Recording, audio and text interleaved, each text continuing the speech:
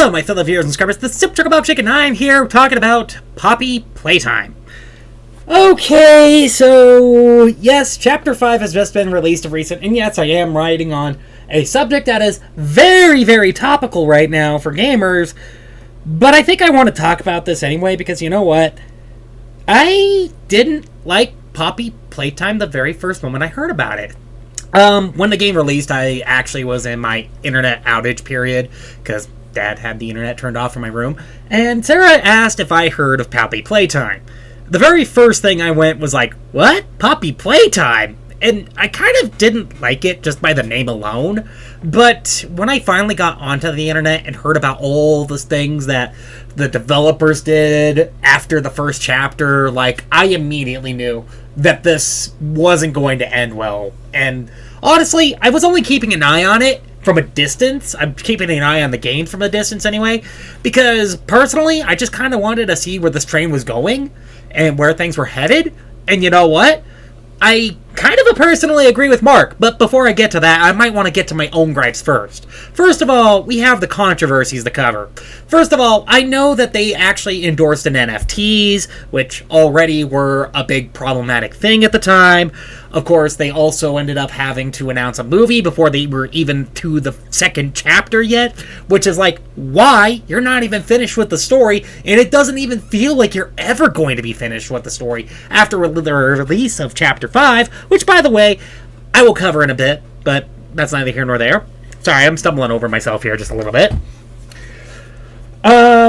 Also,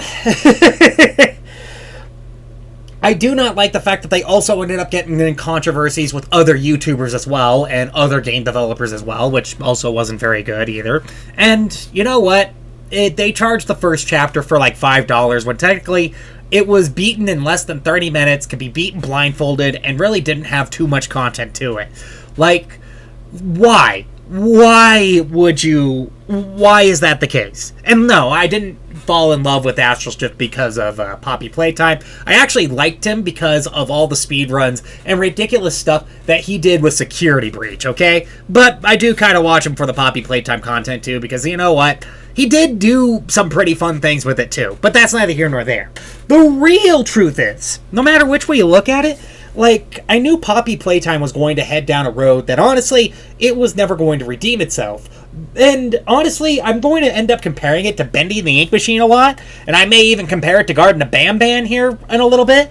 But when it comes down to it, there is only one thing that I think Bendy and the Ink Machine managed to get right, where Poppy Playtime did not. At least Bendy and the Ink Machine did not endorse an NFTs. It didn't involve itself in some sort of ARG that, you know, you needed external lore in order to understand the internal. Well, okay, you did need to understand external lore in order to understand the internal lore, but even then, they still managed to turn around and completely and totally fix the story by the second game, which, of course, well, by the second full-on game, not the game that was released in chapters, but the game that was released all at once, which was Bendy and the Dark Revival, which, I'm not gonna lie, even if it wasn't perfect, it was way better than what Bendy and the Ink Machine had to offer, and it was way more tolerable.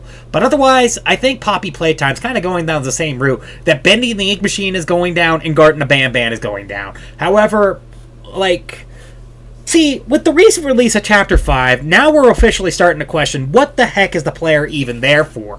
Like, this is one thing that I've been kind of wondering, because actually, you know what? Even Mark has brought this up in his own little criticism towards the end of the Chapter 5 playthrough that he did of recent, where basically, what's the main character there for? What are we doing? What are we going? Like, the first motivation was to find the flower. Okay, well, apparently the flower was a character named Poppy. Okay, well, it would have been useful if they would have just called him Poppy. You know? I mean, just find the character named Poppy or something like that, you know? But, for, like, oh, good grief. Give me a quick second here. I gotta think here. But basically, when it comes down to it, shortly after that, we start following Poppy around, and then it's like, get out of the game station. Okay, fair enough. Let's get out of the game station and try to get out of the factory. No, that did not happen. They switched the track, and they decided to say that Poppy says that we needed us for more than what we seemed. So, Okay, fine, whatever. Chapter 3, save the orphans. Okay, now this is a plot that I can get behind.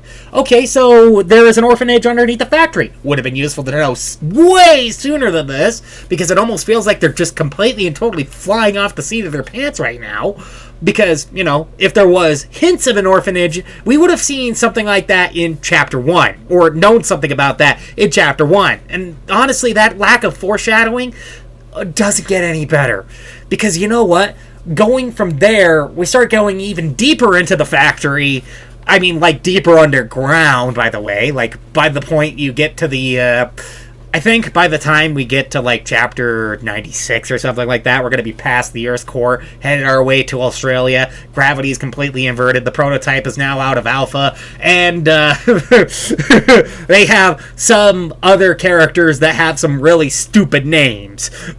You know, something like that. Because, you know, they keep introducing new characters with each and every chapter. And that's something that I didn't care about in Bendy and the Ink Machine, because none of the characters that they introduced really got all that much of fleshing out or anything like that. We didn't really necessarily get to know them very well or have any good meaningful connection. And sure, I mean, Dark Revival may fall into this pitfall a little bit, but it doesn't 100% fall into it, because you know what? At least we get to know Allison Angel a little bit better. At least we got to have her go through most of the chapters. At least we go through at least some of the chapters with her, and we have an idea of who she is and what she's going to be like, how welcoming she actually is, and how much calmer she is compared to the other Alice Angel, who tries to kill us later on, which, you know, I'm not gonna lie, tell you the truth, I think they actually did a pretty good job with that.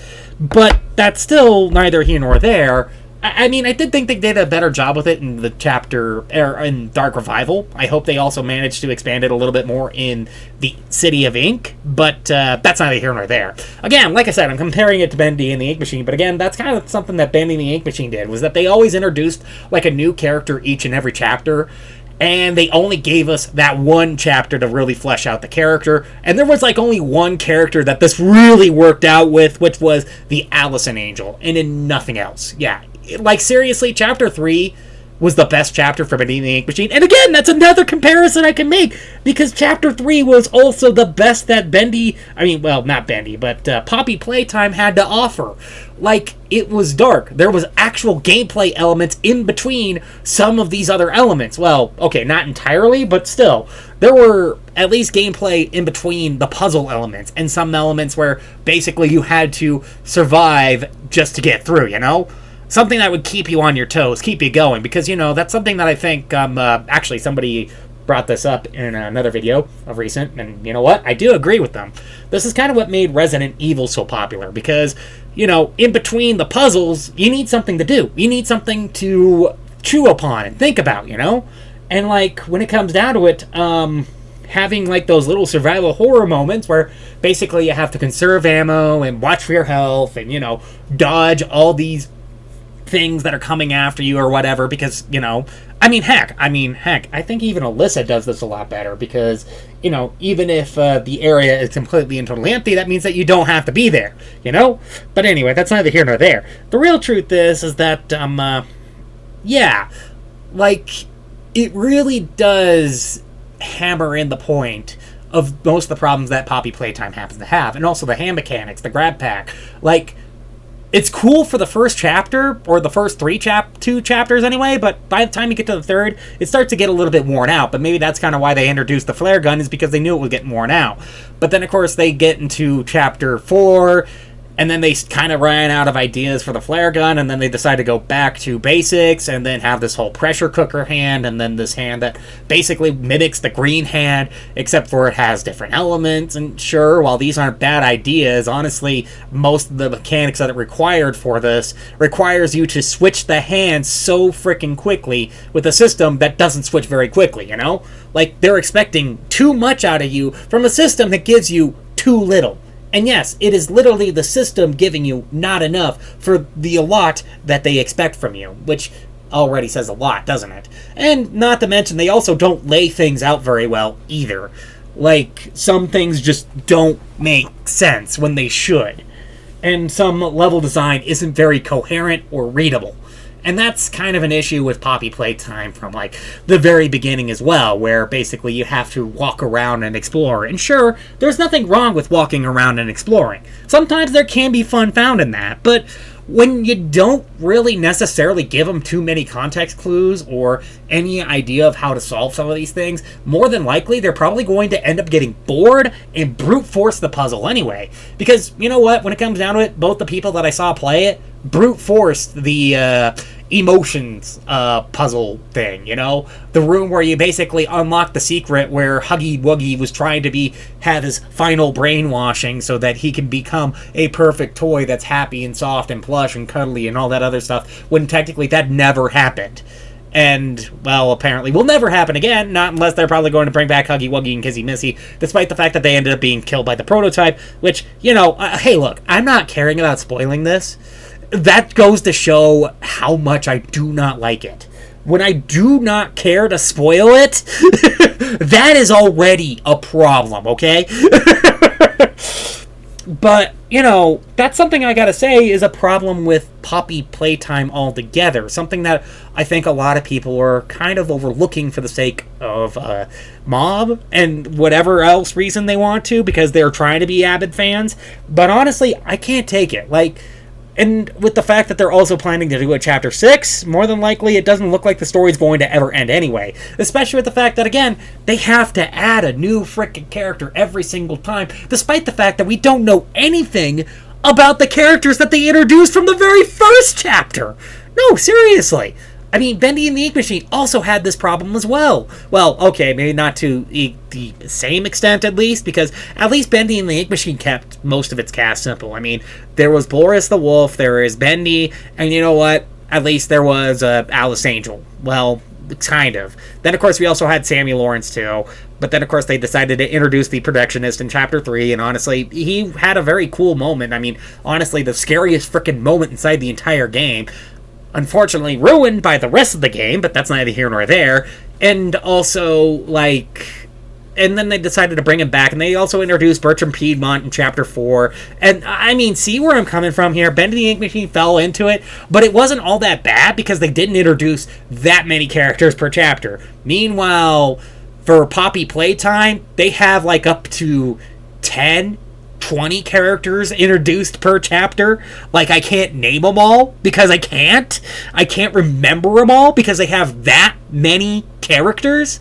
Like, oh yeah, I mean, Chapter 1, basically you have Huggy Wuggy, you have the other toys, which I forget what they are. I know Brawn was a popular one, but that's neither here nor there. Then, of course, Chapter 2, you have that Symbol Bunny guy, you have the Mini Huggies, you have Mommy Longlegs, you have Poppy herself, you have, who else was there? A pug caterpillar hybrid thing? Shoot. I'm running out.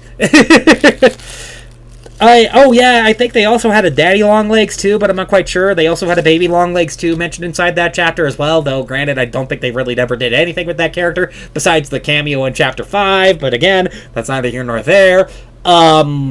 There's also, in Chapter 3, I know there was all the Smiling Critters, which I forget all their names. Like, the only thing that I can remember is Dog Day and Catnap, because those were the two prominent characters. There was that one teacher who was always creepily smiling, who I forget what the heck she was, but she also had one of the scariest moments inside the game, which, you know, I gotta give credit where credit is due. At least she did a pretty good, I think they did a good job with that segment. And again, that's also part of where I say they did a good job with the game overall in Chapter 3, because at least Chapter 3 had something to it, while, I mean, Chapter 4 ended up becoming a complete and total nothing burger, but I'll get into that when I get into that. Chapter 4 had a dinosaur piano. I forget what its name was. I also know it had a dough man called Doughy, which, you know, was a dumb name, and honestly, I also didn't really necessarily get invested with his character either, because again, it's like, oh, look, here's a cool character, gone. Oh yeah, the Doctor. Oh boy, the Doctor. If I had to voice any gripes about this character, he is the biggest waste of potential that I've ever did see. Like, he had a presence, you know, like, he was with you throughout the entire game, he was watching you, he had his eyes on you, no matter where you went, no matter where you go, you could always feel him looming, and yet, they did absolutely absolutely nothing with him. Like, heck, they even had a cool character design for him, and heck, they even had an awesome voice. And at the end of the day, that's all you can remember about him, is the character design of the robots, which, you know, was actually kind of sick to see. Then, of course, you also had his voice, which was actually really freaking good. I'm not gonna lie, the voice actor for that guy really should get a raise. And then that's it. Like, that's all you can remember about him. I mean, the only thing that he does is that he taunts you, but he doesn't really necessarily build up to anything because his boss is so freaking overwhelming. And again, you end up killing him right there within the same exact freaking chapter. Oh yeah, not to mention, I also do remember the segment where he also tries to pour a morality thing. And want to know how much of a joke this is? Gamers really didn't care about killing the little critter inside there. Well, most of them did. Daco, I think, decided not to kill it and then die. But you know what? Here's something else too. This is also how big of a joke this is. You could literally just pull yourself up out of that thing. Yeah, just look up and see the little bar on top. You could just pull yourself up and not even worry about it. You don't even need to decide.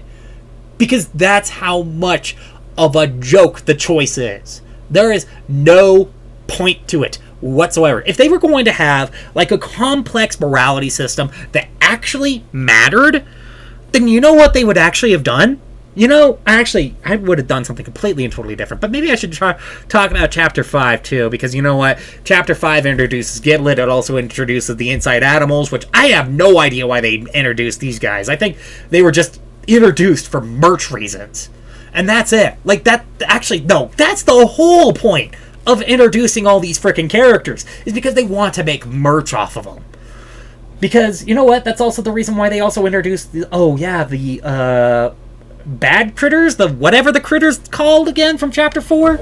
You know, the ones that were unfriendly, even though granted the smiling critters were also unfriendly as well, which I don't get. What the frick are they thinking?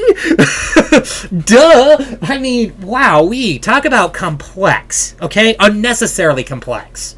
Oh, yeah, and then, of course, they also decided to bring back the Doctor again. Like I said, I don't care to spoil it because I never really cared in the first place. So, yeah, like, this, I agree with Mark. You know, he had a very valid crash out at the end. And again, if I had to add anything more onto it, the gameplay just looks very simplistic. It looks kind of boring, and honestly, it's kind of a slog to get through. Speedruns are so fascinating to watch of this game because at least they do something more interesting with the gameplay and the mechanics than any of the average Let's Players do.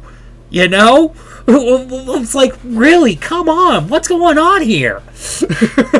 They really need to rethink and reprioritize some of this stuff, don't they? But again, that's, neither here nor there, because they're doing whatever they need to do, and you know what? I am only voicing my opinions about this. But again, I never liked it from the very beginning, because again, there was just a lot of issues that were apparently there that I think a lot of you guys should have recognized as red flags right off the bat. They did absolutely nothing with the characters. They did absolutely nothing with the... They did nothing with the story. They're doing nothing with the story, because, I mean, come on. Why is the main character even there? You know? Again, I said this before. I think I'll say it again, because I think I actually kind of bunny trailed off. Again, it started with, find the flower. Okay, then. Then, of course, it turned into...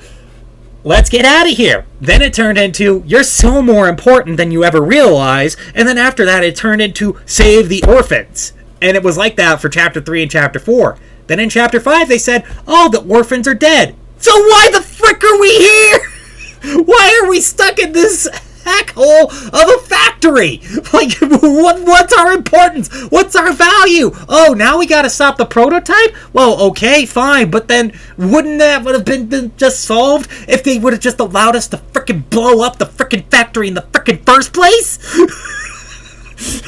See where I'm coming from? This is just a plot hole that's way deeper and way bigger than the Playtime factory itself. Like, it might as well have just blown a hole throughout the entire planet, causing the gravity to shift and making everything go catty. Because that's another thing about digging all the way down to the center of the Earth by having a huge underground facility that spans miles and miles deep, because that would probably throw off the gravity of the entire planet. But that's neither here nor there, scientifically speaking. Again, like I said, when it comes down to it, it's like, it's getting ridiculous with how this game is going off the walls with its reality and its ability. And not to mention also, if it was stuffing kids into toys, people would have been sniffing in the first place. You know, technically, I am actually going to get into the portion where if I were to redesign Poppy Playtime from the ground up, using my own valid criticisms as an opinion, and using my technical experience as a game developer, and also some of my technical experience as a bit of a storyteller myself, I would set it up like this.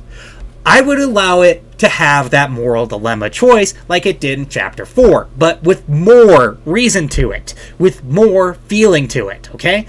So basically, when it comes down to it, you are an investigator sent to investigate the Playtime Factory, basically.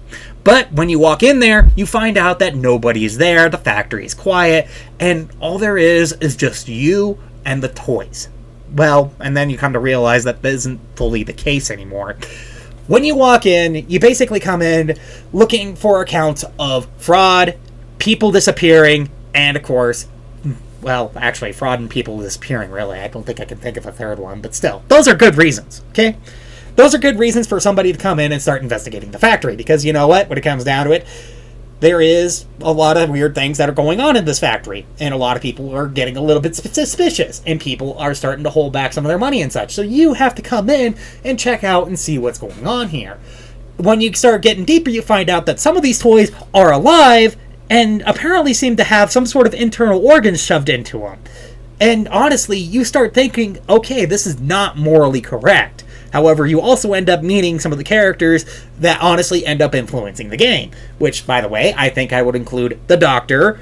Doctor, and then having Huggy as a servant. The Prototype, and having Catnap as its servant. And then Poppy, and then having a subservient of... I was either thinking of having either Doughy the Dough Man be this one, because since people like him, and honestly, I think he probably could be a lot more better fleshed out. I think I would just stick with Doughy the Dough Man, yeah. I think I'll just do that. But, you know, having these characters introduced, like in Chapter 1, gives you time to get introduced to them, gives you time to get to know them a little bit better, at least throughout the entire games. And you know what? It might help you decide on which path you want to choose. If you want to go down the Doctor's path, if you want to go down the path where basically they have to keep experimenting and figuring out what's going on, and, you know, figure out the true life thing and whole that other stuff. If you want to go down the Prototype's path to completely and totally get rid of Poppy and the Doctor, overthrow those two, and then just completely and totally rule the factory with the Prototype and Catnap, then you can go ahead and do that. Or go down Poppy's path, which is to destroy the factory and free the orphans. Like, something like that, I think would be far more better, and would be far easier to explore, and allow people to choose what they would want to do. And each and every subsequent chapter would be more effective upon what you do inside your part of your progress inside the story. And yes, you can even return yourself around and redeem them inside somebody else's eyes if you want. But that's only if you want. But that would also be at the annoyance of the people that you're also trying to go down as well. And you know, again, I know that's going to open up a whole lot of pathways that honestly would be a headache to write for, but it will allow one thing: player choice. And player choice that is meaningful, you know? And then, of course, with the grab pack, you could probably make some interesting mechanics with that one, besides the swinging mechanic, and which, I mean, already was an interesting idea, but that is pretty much just basically a glorified grapple hook. Let's face it, we can all agree upon that. Also, the whole... like I said, they kind of ran out of ideas with the grab pack in Chapter 5, it feels like, because they had that whole magnetic thing, but that's neither here nor there. Like... I mean, sure, the grab pack could have the flare gun. It could probably have, like, the hand that you can reach a scanner from all the way across the room. And honestly, I think the electrical puzzles probably wouldn't be a bad idea to set up. And even even Dr. Sawyer would have a good reason for this, going like, this was set up for security purposes because we didn't want just anyone coming in and snooping around here. But I feel like you might be an exception, you know? Because, you know, I think the electrical puzzles might be a little more prominent if you decided to go down the Doctor path, you know?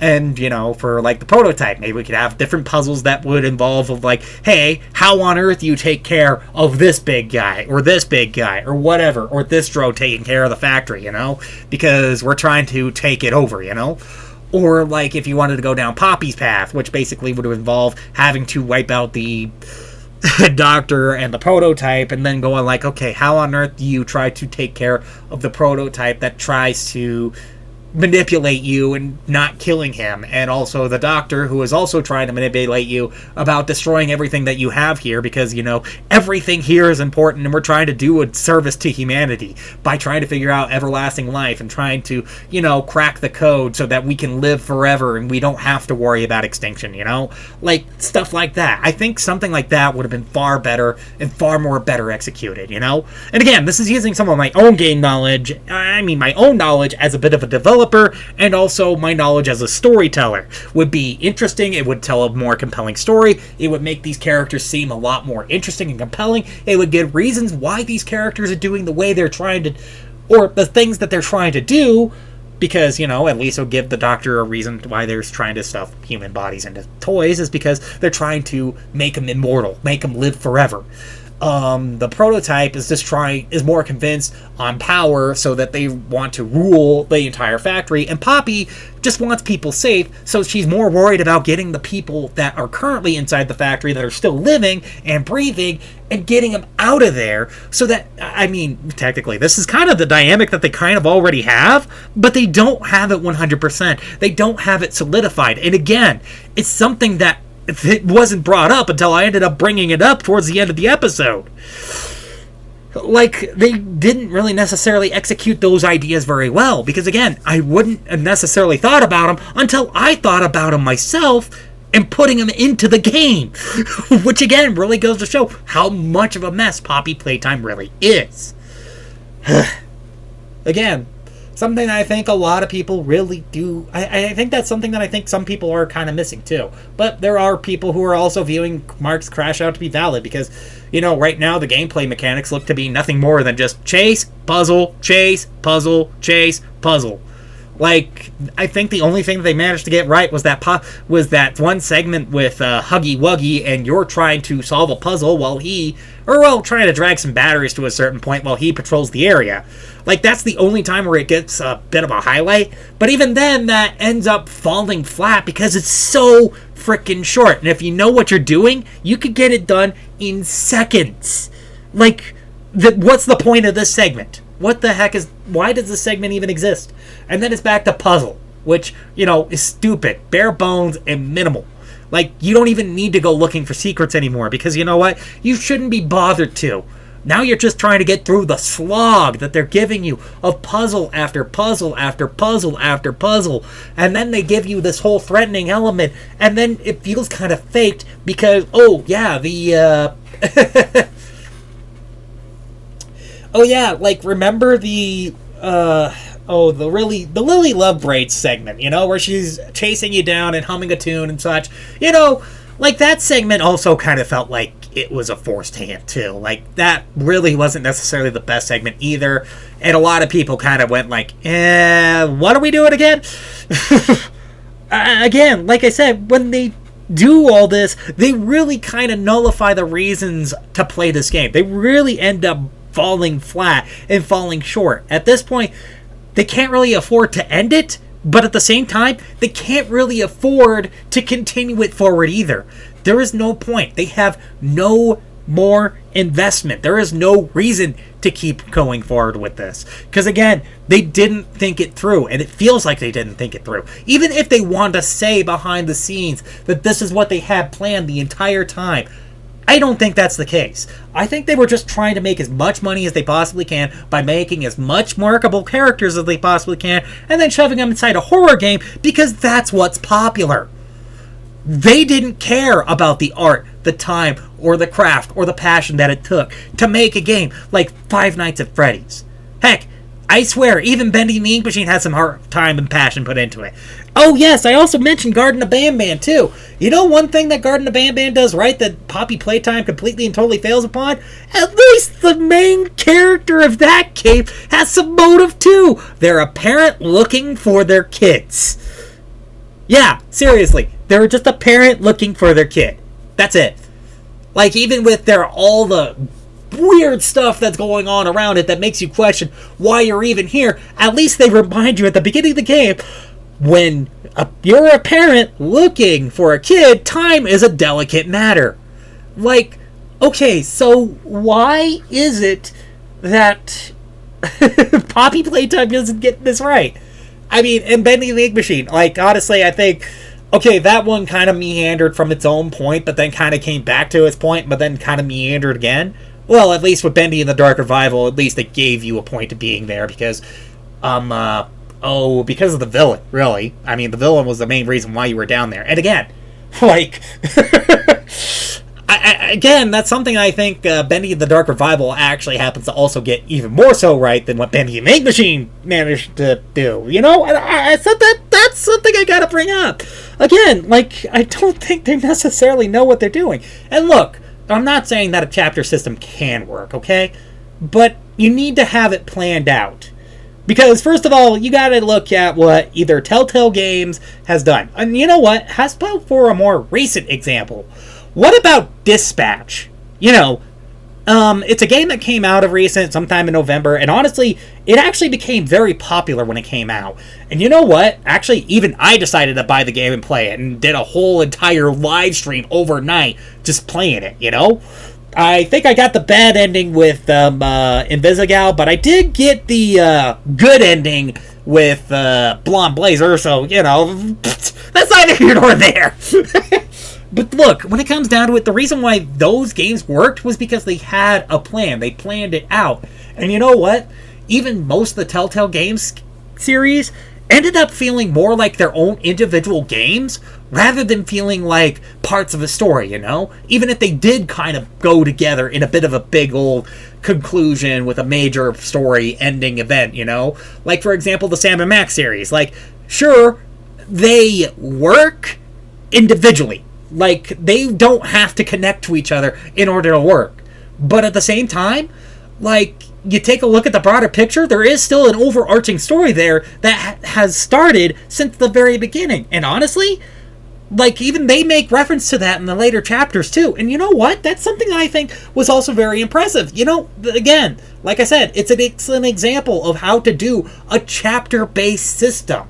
Because, you know, you got to have your story planned out. You got to know what you got to do for each and every chapter. And if you don't do it like that, well then, of course, people are going to be lost. People are going to be confused. People aren't going to necessarily know what's going to happen next. You know? And again, that's something I think a lot of people are kind of missing the point of. And something that I think actually... Oh yeah, another thing that also probably worked really well for Dispatch too was that it also had a weekly release schedule instead of a monthly release schedule or a yearly release schedule like some of these games have, like Garden of Banban, Bendy and the Ink Machine, or heck, even or Poppy Playtime, as for a matter of fact, the subject of this game. It released in about a week. About per week for a month, you know? Every week for 1 month. And you know what? That's kind of what made the game so great, and it made people invested and more interested and more willing to invest inside the game, you know? It made it work the way it's supposed to work, you know? Again, something that I think a lot of people are kind of missing, and missing the point of. But anyway, that's neither here nor there. If you guys think if you think I'm crazy for hating this game, then go ahead, say I'm crazy down below inside the comments. I'm not going to stop you. But, of course, if you also can think of ways that you could improve Poppy Playtime yourself, well, hey, also let me know down below in the comments. And also, plug in for my game jam! Woohoo! So, anyway, I am hosting a game jam that is going to be happening in March. March on the 22nd, I will be starting this game jam, revealing the theme, and if you want to make a game that you feel like you could do better than devs of Poppy Playtime can, then go ahead and join the jam. You don't even need to be a game developer to join the jam. You could be a story writer, an artist, or whatever. You could always team up with a game developer and try to make one stellar of a game to blow my pants off, okay? And, okay, don't actually do that, because we know we gotta stay safe for work here, folks. It is YouTube, after all. But still, neither here nor there. I am hosting a game jam right now, so please feel free to check that out. It's down below inside the description. Hey, if you're new here, please be sure to hit that like button and don't forget to subscribe. And I'll see you all in the next video. This is Superchocolatemilkshake, signing off.